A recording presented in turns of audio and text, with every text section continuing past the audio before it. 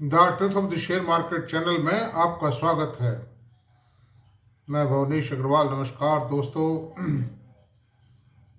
मैं आपसे बार बार ये कहता रहा हूँ और आज पुनः एक सूक्ष्म चर्चा इस पर कर लेते हैं कि बाजारों की स्थिति क्या रही। सबसे महत्वपूर्ण पहलू यही है और सबसे इम्पोर्टेंट चीज़ ये है कि हम कहाँ अपना पैसा लगाएं, लेकिन उससे पहले ये तय करना जरूरी है कि बाजार के हालात क्या होंगे। अगर मान लीजिए बाजार गिर जाता है तो उसका बेनिफिट लेना चाहिए, और चढ़ने की संभावना है तो भाई अभी सौदे करो, चाहे धीरे धीरे करो, अभी अभी खरीदारी करो। जो इन्वेस्टमेंट करना है, जो डिसीजंस लेने हैं वो अभी लो खरीद के बारे में। तो मार्केट कंडीशन इन्वेस्टमेंट के बारे में अपना एक अहम रोल रखती हैं, उससे डिनाई नहीं किया जा सकता। अब मैं आपसे बताऊंगा कि पिछले 3 सेशंस बुध, बृहस्पति और शुक्र यानी वेडनेसडे, थर्सडे एंड फ्राइडे, ये तीनों दिन बहुत ही ल्यूक्रेटिव, बहुत अच्छे रहे इंडियन स्टॉक मार्केट के लिए। और जो अमेरिकन स्टॉक मार्केट भारी मात्रा में गिरे थे वेडनेसडे को और थर्सडे को, उसका भी इम्पैक्ट फ्राइडे को भारत के बाजारों में नहीं आया। और फ्राइडे को अमेरिकन मार्केट भी सुधर गए हैं, मतलब डो जोन्स है, नेस्डेक है, S&P 500 है, ये भी सुधर गए हैं। मतलब तो एक तो ये साफ इंडिकेशन देता है कि ट्रंप साहब के एक्शन से दुनिया में कोई हड़कंप मचने वाला नहीं। यूरोप है, जापान है, चीन है, इनके बाजारों में भी कोई हड़कंप जैसी कोई स्थिति नहीं है, भगदड़ मच रही ऐसा कुछ भी नहीं है। और ठीक है, जो सबसे बड़ा अमेरिका के लिए अमेरिका को जो सबसे ज़्यादा एक्सपोर्ट करता है वो चाइना है। 438 बिलियन डॉलर का माल एक्सपोर्ट करता है। इंपोर्ट बहुत कम है, इंपोर्ट 70-80 बिलियन डॉलर है। ऐसी सूरत में अगर कोई धक्का लग सकता है तो चाइना को लग सकता है, लेकिन चाइना के प्रोडक्ट कुछ ऐसे हैं कि वो प्रोडक्ट बहुत दूसरे देश बनाते नहीं, ना अमेरिका बनाता है। तो बट नेचुरल है कि अमेरिका हैज़ टू पे हायर प्राइस। जो अमेरिकन बायर्स हैं वो चाइनीज कंपनी जो सप्लायर हैं उनको ये कह रहे हैं कि भाई आप अपने रेट घटाइए, but I think Chinese company को 2-4% घटा दे बात अलग है, बाकी 20% तो घटाने से रही। तो मजबूर होके अल्टीमेट जो लूजर है वो अमेरिका रहेगा इसमें, और अमेरिका को अपनी गलती का एहसास होगा and they will improve this situation, they will turn the corner. रहा सवाल भारत का अमेरिका से जो एक्सपोर्ट इंपोर्ट बिजनेस है, भारत 38 बिलियन डॉलर का सालाना एक्सपोर्ट करता है अमेरिका को, जिसमें 3 लाख करोड़ की इसका जो रुपये में अगर कन्वर्ट करें तो कुल मूल्य इनका 7.5 लाख करोड़ रुपए होता है। उसमें 3 लाख करोड़ रुपए की दवाएं हैं और 2 लाख करोड़ रुपए का कपड़ा है, बाकी कुछ ज्वेलरी है और कुछ इसी प्रकार के हैंडमेड आइटम हैं, हैंडीक्राफ्ट आइटम है, इस तरह की कुछ चीज़ें हैं, छोटी छोटी चीज़ें हैं। तो अगर ये बंद भी हो जाता है तो कोई खास फर्क नहीं, खाली फार्मा सेक्टर को नुकसान हो सकता है, हालांकि बंद होगा नहीं। बंद होने के मुझे नहीं लगता 1%, क्योंकि अमेरिका में दवाओं की कमी है। अमेरिका जो भी सामान जिन देशों से खरीद रहा था उन देशों पर मेहरबानी नहीं कर रहा था, वो देश बनाते ही नहीं। क्योंकि अमेरिका की जो बेसिक पॉलिसी थी वो ये रही थी कि high tech product, high costly सामान बनाओ, हाई प्राइस्ड हाई टेक सामान बनाओ और दुनिया से मर्जी माफिक पैसा वसूल करो। जैसे डिफेंस में बनाना, एविएशन में बनाना सामान, इंफॉर्मेशन टेक्नोलॉजी में बनाना सामान, सुपर कंप्यूटर्स बनाना, इस तरह की चीज़ें बना करके अमेरिका जो था अपना काम करता था। This is the basic and inherent policy of America, जिसको डिनाई नहीं किया जा सकता, जो दिखाई भी देती है। और अमेरिका की प्रॉस्पेरिटी का कारण भी यही था। वो क्यों बनाए 1,000 रुपये का आइटम? वो तो 1,000 रुपये का आइटम बनाएंगे, हवाई जहाज बनाएंगे, वो तो लड़ाकू विमान बनाएंगे, ड्रोन बनाएंगे। और ऐसे ड्रोन हैं जिनको लेने के लिए पूरी दुनिया कतार में खड़ी है, but they are not ready to give it. Saudi Arab को दिया है उन्होंने, भारत भी चाहता है लेकिन भारत को दिए नहीं है वो भी। तो अंडर दीज सर्कमस्टेंसेस दोस्तों, उसका कोई प्रभाव नहीं होगा। जो बाजार के पंडित हैं, उन पंडितों ने, मैं जहाँ तक समझता हूँ, सारे कैलकुलेशंस कर लिए हैं। और जो मॉर्गन स्टैनली था, उसका ये एस्टिमेट भी आया था कि भारत की अर्थव्यवस्था पर ट्रंप साहब के एक्शंस का 0.10 से 0.60 तक इफेक्ट आ सकता है। जीडीपी पे इफेक्ट आ सकता है। तो ये ½ % जीडीपी अगर गिर भी जाती है, क्या फर्क पड़ता है उसको? जहाँ हम 6.5% से ग्रो कर रहे हैं, हम 6% से कर लेंगे। पहली बात तो कोई सवाल ही नहीं बंद होने का भी, और बंद हो भी जाता है तो ½ % ना सही, क्या फर्क पड़ता है? This is all material. रहा सवाल डोमेस्टिक रीजन्स का, आरबीआई ने लिक्विडिटी बढ़ाई है, इन्फ्लेशन कंट्रोल में आया है, और 12 तारीख को और फिगर आ रहे हैं, मैं समझता हूँ घट के आएगा।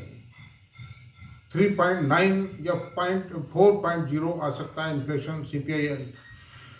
सीपीआई के आंकड़े, जीडीपी बढ़ के आई है और बढ़ेगी दिसंबर एंडिंग, मार्च एंडिंग क्वार्टर में और बढ़ेगी। रबी क्रॉप बढ़िया आ रही है, रूरल सेक्टर की डिमांड बढ़ेगी। इंटरेस्ट रेट्स में कट ऑफ किया है, और कट ऑफ होगा, डाउन करेगा आरबीआई इंटरेस्ट को। और आरबीआई ने जबरदस्त लिक्विडिटी डाली है, ऑटोमोबाइल की सेल बढ़ रही है, स्टील का प्रोडक्शन बढ़ रहा है।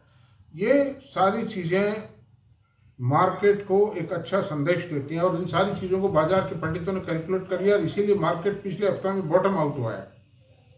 झटके लगेंगे बीच में, स्ट्रेट में कोई चीज ऊपर नहीं जाती है, धीरे धीरे रुक के जाएगा, थोड़ा सा गिर गिर के ऊपर चढ़ेगा, और वो एक हेल्दी सिंबल होता है। लेकिन मैं समझता हूँ जो लोग सोच रहे थे कि बाजार पिघल गया है और ये 2-4 साल के लिए बैठ गया, वो गलती कर रहे हैं। उस समय भी गलती कर रहे थे। मैंने हमेशा ये कहा था ये रीजन्स हैं, बाजार इंडिया का नहीं बैठ सकता बिकॉज, अच्छा फिर पॉलिसी पैरालिसिस नहीं, government is taking very prompt decisions so far the development of the economy and growth of the economy is concerned। तो ऐसी सूरत में दोस्तों बाजार चलेगा, मॉडरेट चलेगा, कुछ जो 50-50 चलेगा। 50% शेयर पड़े रह जाएंगे, 50% में ग्रोथ आएगी, बढ़ जाएंगे। और सबसे ज़्यादा जो ग्रोथ आएगी वो ग्रीन एनर्जी सेक्टर में आएगी, डिफेंस में आएगी। डिफेंस के लिए गवर्नमेंट पूरी चीज जान लड़ा रही है, मतलब, और ग्रीन एनर्जी के लिए भी राज्य सरकारों ने जान लड़ा रखी है। सेंट्रल गवर्नमेंट पॉलिसी भी बहुत ही पॉजिटिव पॉलिसी लेके आई है। तो ये जो 2 सेक्टर हैं, इनमें सबसे ज़्यादा इन्वेस्टमेंट होगा, सबसे ज़्यादा ग्रोथ आएगी, और ग्रीन एनर्जी में सबसे ज़्यादा आएगी। उसमें भी सोलर में आएगी, उसमें भी जो सोलर पावर इक्विपमेंट बनाने वाली कंपनी है, they will grow very fast. उनकी ग्रोथ को तो कोई रोक ही नहीं सकता। और जो ग्रीन एनर्जी बनाने वाली कंपनियां हैं, the company producing green energy, वो भी एक बार पैसा लग गया, बाद में एक फिक्स पैसा मिलता रहेगा, और ये असेसमेंट पहले कर लिया गया है कि इंस्टॉल करने के बाद में उससे जो प्रोडक्टिविटी आएगी वो किस मौसम में कितनी आएगी, कब कितनी गिरेगी, कब कितनी बढ़ेगी। और प्रोजेक्ट लगाने से पहले राज्य सरकारों से या बड़े बड़े खरीदारों से इन्होंने एग्रीमेंट कर लिए हैं कि भाई आप हमारी बिजली कितनी खरीदोगे, किस भाव पे खरीदोगे। तो लगने की देर से उससे एक निश्चित प्रॉफिट आना ही आना है। मतलब अंडर दीज सर्कमस्टेंसेस, मैं आज जो चर्चा का विषय है, मैं उससे पहले एक बात और बता दूं आपको कि कुछ लोग मुझसे बातचीत करने के बहुत ज़्यादा इच्छुक रहे हैं, और वो डिमांड करते रहे हैं, रिक्वेस्ट करते रहे हैं। और मेरे सामने भी सबसे बड़ी समस्या ये थी कि मैं इतना टाइम कहाँ से दूंगा।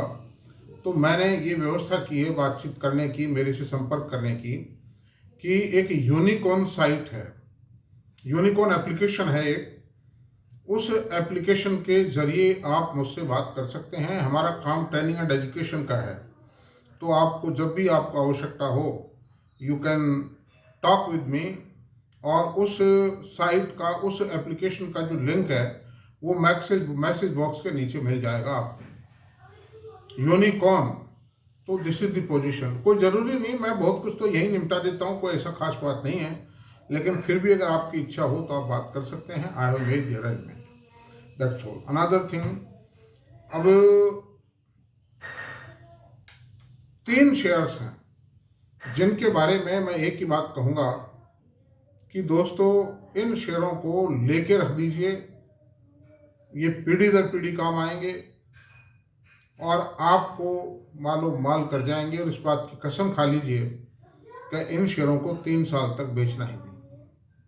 3 साल तक तो याद ही मत करो आप। मतलब वॉरेन बफेट साहब एक ही काम करते थे, खरीद के छोड़ देते थे, जिसको भी उचित समझते थे वो कहते थे अब 3 साल तक इन शेयरों के लिए बाजार बंद। मोटा पैसा इन्वेस्टर कमाएगा, ट्रेडर नहीं कमाएगा, सटोरिया नहीं कमाएगा। वो तो देने के लिए बने हैं अपना पैसा, वो तो अपना पैसा बाजार के दिग्गजों को देने के लिए आते हैं, दे के चले जाते हैं आराम से। लेकिन कमाने वाले जो है ना, बाजार से जो असली सोना है, असली डायमंड है, उसको उठा करके अलमीरा में, वार्डरोब बंद, तिजोरी में बंद कर देते हैं। तो मैं आज ऐसे ही 3 शेयरों पर चर्चा करूंगा। उन शेयर्स के ऊपर अगर आप गंभीरता से लें ठीक है, जैसा आप उचित समझें करें। मेरे विचार से वो शेयर बहुत अच्छे शेयर हैं। मेरा झुकाव इंफॉर्मेशन टेक्नोलॉजी की तरफ है, जहाँ पूंजी की आवश्यकता नहीं है, डेट नहीं होता उन कंपनियों पे, जो गवर्नमेंट पॉलिसी से अफेक्ट नहीं होते हैं, गवर्नमेंट कोई छेड़खानी नहीं करती इनसे। खाली कमाइए और इनकम टैक्स चुकाइए, मस्त रहिए, आगे बढ़ते चले जाइए। मैन पावर की आवश्यकता है, कोई पॉल्यूशन कंट्रोल का झगड़ा नहीं है, कोई झगड़ा नहीं है। ट्रेन मैन पावर इंडिया में पर्याप्त अवेलेबल है। अमेरिका भी कुछ नहीं बोल रहा है, ट्रम्प साहब भी आईटी के संबंध में कुछ नहीं बोल रहे हैं। तो मैं उन 3 शेयरों की बात करता हूं अब आपसे दोस्तों। 3 शेयर्स हैं LTTS, L&T टेक्नोलॉजी सर्विसेज। इस कंपनी के it is completely an engineering company making software for the engineering product. तो मैं आपसे बताता हूँ इसके वर्टिकल्स क्या क्या हैं। इंडस्ट्रियल प्रोडक्ट में क्या करती है कंपनी? बिल्डिंग है, और ये including lighting, elevators, HVAC and fire safety. Electrical में क्या करती है? Power distribution, transformers and smart switches. ये सब कंप्यूटर सॉफ्टवेयर बनाती है, कंप्यूटर एडेड डिज़ाइन तैयार करती है उनके। मेडिकल साइड में क्या करती है? मेडिकल डिवाइस, रिमोट चैनल्स, ये रिमोट पेशेंट केयर और क्लिनिकल ट्रायल। ऑयल फील्ड में क्या करती है? Devices, motor, semiconductors and capital equipment. और मटेरियल हैंडलिंग में warehousing control, automation and smart technology, ये सब इसके इंजीनियरिंग प्रोडक्ट हैं। और ये ऑटोमोबाइल सेक्टर में भी काम करती है, जो कि KPIT करती है। 1/3 बिजनेस इसका उसी से आता है, मतलब जिसमें इलेक्ट्रिकल व्हीकल्स हैं, फिर हाइब्रिड व्हीकल बनेंगे जिसमें ग्रीन हाइड्रो का प्रोडक्ट, मतलब ग्रीन हाइड्रो टेक्नोलॉजी में फ्यूल को काम में लिया जाएगा। तो उस हिसाब से there is a vast and immense scope for that business. तो इन कंपनियों की ग्रोथ जो है निर्बाध है, कंटिन्यूस चलेगी।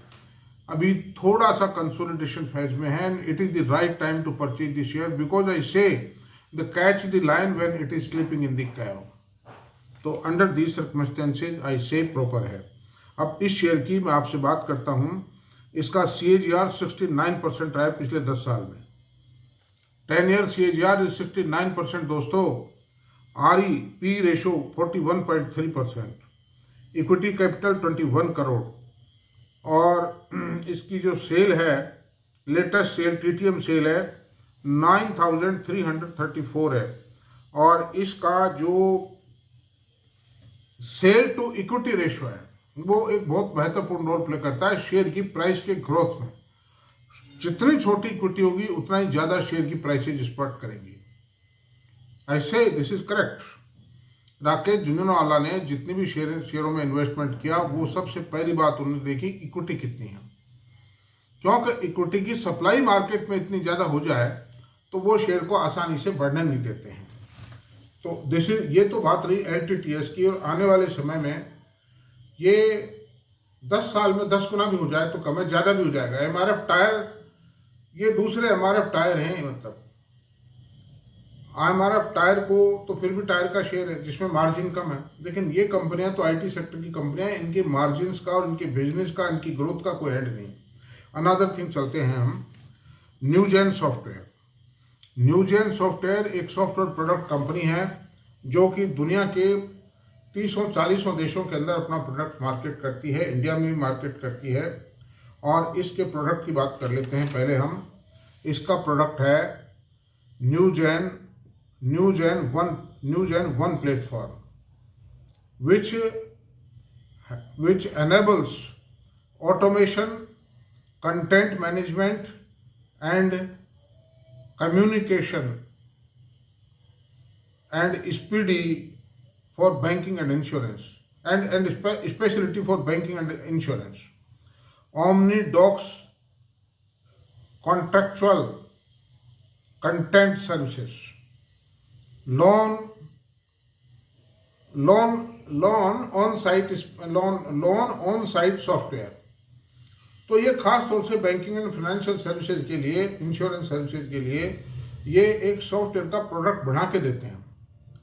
और इनकी नॉन एनबीएफसी में होगा इसका उपयोग, क्योंकि जो एनबीएफसी लोन प्रोसेसिंग इक्विपमेंट है ना, लोन प्रोसेसिंग बहुत फास्ट चाहिए आज के ज़माने में। आदमी उस कंपनी में जाएगा लोन लेने जहां उसका काम जल्दी से जल्द बिना परेशानी हो जाए। तो लोन डॉक्यूमेंट्स का वेरिफिकेशन करने की भी टेक्नोलॉजी बहुत बड़ी टेक्नोलॉजी है। इनका कई बैंकों से टाइप हो चुका है। फॉर्चून 500 कंपनीज भी इनकी क्लाइंट है। L&T टेक्नो की भी 405 कंपनी क्लाइंट है। और इनको दुनिया भर के ऑर्डर्स मिल रहे हैं।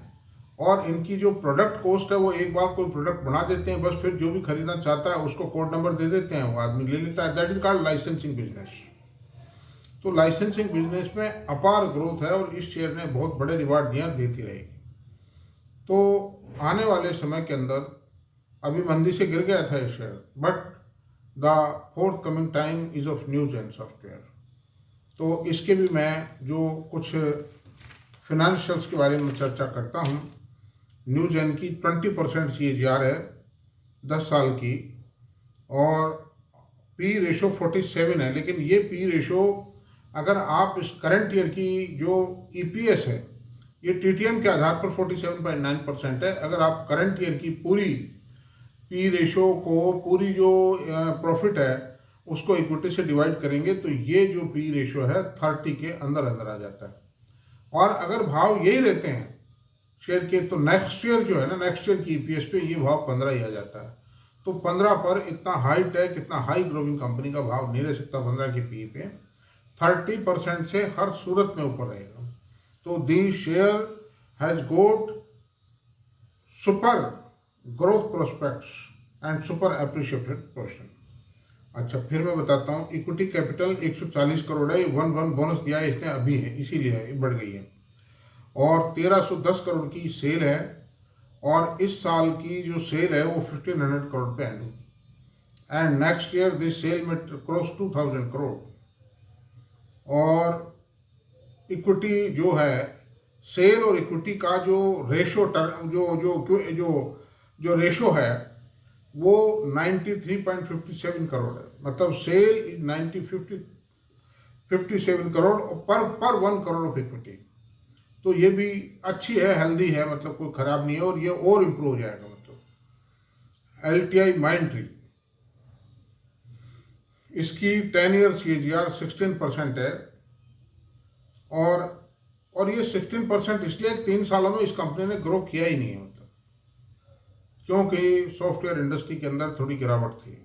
Now it is a consolidation phase and now the consolidation phase is over. Company is going to join the growth trajectory. तो ऐसी सूरत में दोस्तों 16% की CAGR कम नहीं होती है, ये पैसे के अंबार लगा देती है। ये भी 30.6 का पी रेशो है। और इसकी सबसे खास बात यह है कि 30 करोड़ की मात्र इक्विटी है, उस पर 37,129 करोड़ की सेल आज। ये सेल 70-80 हज़ार करोड़ होती नजर आएगी। इसमें बोनस की बहुत ज़्यादा विपुल संभावना है। Bonus, dividend, everything will come. और ग्रोथ तो आनी, ग्रोथ को कोई रोक नहीं सकता। बिकॉज द कंपनी ने माइंडट्री और L&T इन्फोटेक का मर्जर इसलिए किया था to give it a large cap band so that company can qualify in tending conditions. Large tenders में पार्टिसिपेट कर सके। पहले इसके सामने ये कंपनियां, ये समस्या थी, बटी हुई थी जब, कि ये जो बड़े टेंडर्स थे उसमें ये पार्टिसिपेट नहीं कर पाते थे because they were not able to fulfil the qualifying conditions. तो ऐसी सूरत में दोस्तों मैं समझता हूँ ये भी एक बहुत बहुत यूनिक आइटम है, मेरे पास है। I am holding all these 3 companies. ऐसे मेरे को पैसे से दुश्मनी नहीं है। मैं मुझको झूठी बात नहीं कहूँगा विश्वास दिलवाने के लिए, ये आपका आउटलुक है। आप अपने फाइनेंशियल एडवाइजर से बातचीत करके खरीदें, जो भी करें। मेरा खाली एनालिसिस है ये, मेरी कोई रिकमेंडेशन नहीं है। आप अपने फाइनेंशियल एडवाइजर से बात करके खरीदें। और LTI माइंडट्री के भी मैं आपको प्रोडक्ट बता दूं, digital engineering, cloud services, data analysis and artificial intelligence, ये इसके प्रोडक्ट हैं। कंपनी ने, मैं आपसे बताऊं, जब इसका IPO आया था तो बड़ी मुश्किल से सब्सक्राइब हुआ था, और LTTS का भी सब्सक्राइब बड़ी मुश्किल से हुआ था। But you see what has happened.